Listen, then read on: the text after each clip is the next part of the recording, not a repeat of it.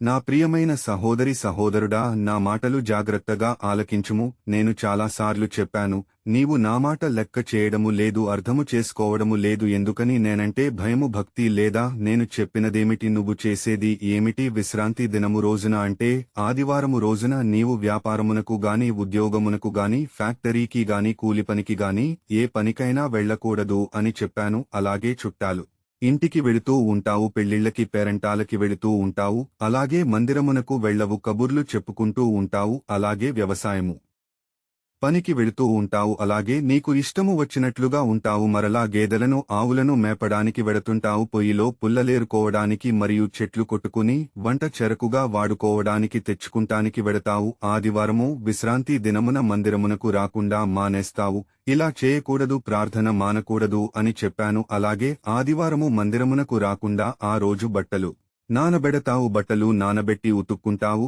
మరియు ఆదివారము షాపింగ్ మాల్కి వెళ్తావు, సినిమాలకి వెళ్తావు, షికారులకు, పార్కులకి, పిక్నిక్లకు వెడతావు. ఇలా చేసి నా దేవుడు నా ప్రార్థన ఆలకిస్తున్నాడా? ఎందుకు నాకు ఇన్ని సమస్యలు వస్తున్నాయి? ఎవరికి లేని సమస్యలు నాకేనా అని అంటావు. నువ్వు చేసేదేమిటి? నేను చెప్పినట్లు జీవిస్తున్నావా? నడుస్తున్నావా? లేదు కదా. నీవు నీ ఇష్టము వచ్చినట్లుగా ఉంటే నేను ఎలా నిన్ను దీవించాలి, నిన్ను ఆశీర్వదించాలి? నేను ఈ విషయాలన్నీ ముందుగానే నీకు చెప్పాను.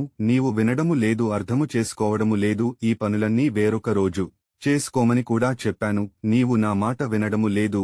బైబిల్ వాక్యము చదువు. నా విశ్రాంతి దినమున వ్యాపారము చేయకుండా నాకు ప్రతిష్ఠితమైన దినమని నీవు ఊరకుండిన ఎడల, విశ్రాంతి దినము మనోహరమైనదనియు యెహోవాకు ప్రతిష్ఠిత దినమనియు ఘనమైన ధనియు అనుకుని దాని ఘనముగా ఆచరించిన ఎడల, నీకు ఇష్టమైన పనులు చేయకయు, వ్యాపారము చేయకయు, లోకవార్తలు చెప్పుకొనకయు ఉండిన ఎడల నీవు యెహోవాయందు ఆనందించెదవు. దేశము యొక్క ఉన్నత స్థలము మీద నేను నిన్నెక్కించెదను, నీ తండ్రియైన యాకోబు స్వాస్థ్యమును నేనుభవములో ఉంచెదను. యెహోవా సెలవిచ్చిన వాక్కు ఇది. యెషయా గ్రంథము 58వ అధ్యాయము 13వ వచనము మరియు 14వ వచనము. ఆమెన్.